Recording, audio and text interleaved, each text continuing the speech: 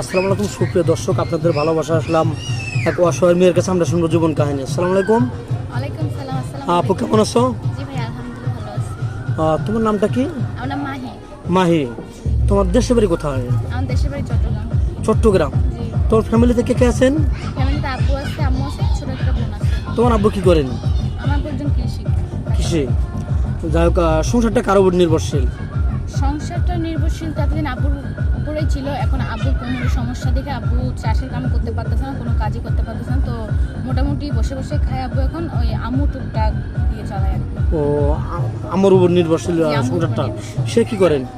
আম্মু গরু আছে, বাগা গরু পালে, ওই গরু দুধ বিক্রি করে সংসারটা চলে। ও, মোটামুটি ওর উপরতে মানে তোমাদের সংসারটা চলতেছে। তুমি পড়াশোনা কতটুকু করেছো? পড়াশোনা এসএসসি পরীক্ষা দিছি। পরীক্ষা দিছো? চিন্তা ভাবনা নাই কলেজে ভর্তি হওয়ার জন্য?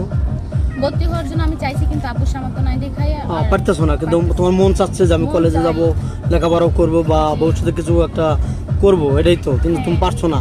এখন আমাদের ক্যামেরার সামনে কি জন আছে? বিয়ের সাথে বসবে নাকি পড়াশোনা করবে? পড়াশোনা চালিয়ে যাবে?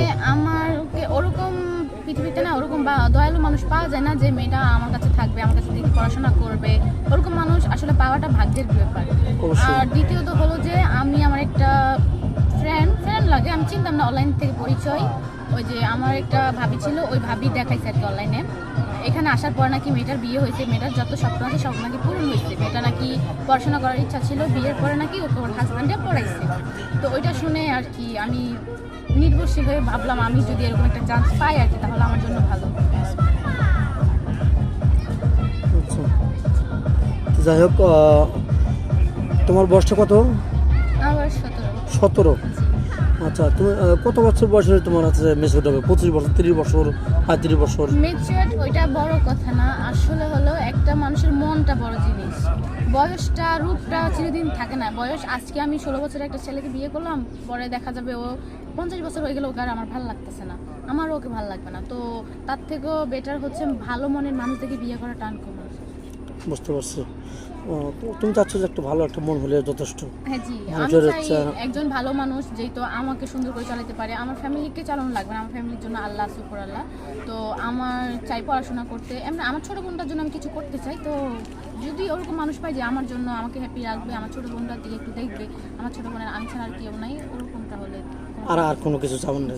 কারণ আমার আব্বু আম্মু চিরদিন বেঁচে থাকবে না, কারণ ছোটো বোনটা আমার কাছে, আমার আব্বু আম্মু আমার হাতে তুলে দিয়ে যাও। তো আমার ওরকম একটা দরকার থাকতে হবে। আমি হয়তো কলেজে যাইতে পারি না, পড়তে পারি না, আব্বুর সমস্যা নেই, কিন্তু আমার ছোটো বোনটাকে আমি এরকম হইতে দিতে পারি না। বুঝতে পারছি। তো যাই হোক, তোমার ভিডিওতে যত পাবলিক হচ্ছে, দেশ প্রবাস থেকে দেখছে, তোমাকে কিভাবে পাবেন? কীভাবে পাবে সেটা তো আমি তো ফোন ইউজ করি না, তো আসলে কি আর বলবো। আপনার ওই যে এখানে আপনার নাম্বারটা দিয়ে রাখবেন, তো যে আমাকে যদি ওরকম ভালো মানুষ থাকে যে আমাকে বিয়ে করতে চায়, আমার বোনের দায়িত্ব নিতে চায়, তাহলে ওই যে আপনার এখানে বলবেন, তারপর না হয় বিয়ের কথা বললাম আমি কথা শুনতে পারলেন দর্শক বন্ধু, 2-5 মিনিটের মধ্যে কারো ভিডিও বা কারোর জীবন সম্পর্কে শেষ করাবা না। তো যাই হোক, ভিডিওটা আর বাড়াতে চাচ্ছি না। আমাদের নাম্বার দেওয়া থাকবে, মেয়েটার কোনো ফোন নেই, ইউটিউব চ্যানেল কর্তৃপক্ষের নাম্বার দেওয়া থাকবে। কেউ ভিডিও কল দেবেন না, অডিও কল দেবেন। ভিডিও কল দিলে ব্লক করতে বাধ্য হবে। ভালো থাকবেন, সুস্থ থাকবেন, এই বলে শেষ করে দিচ্ছি। আল্লাহ হাফেজ।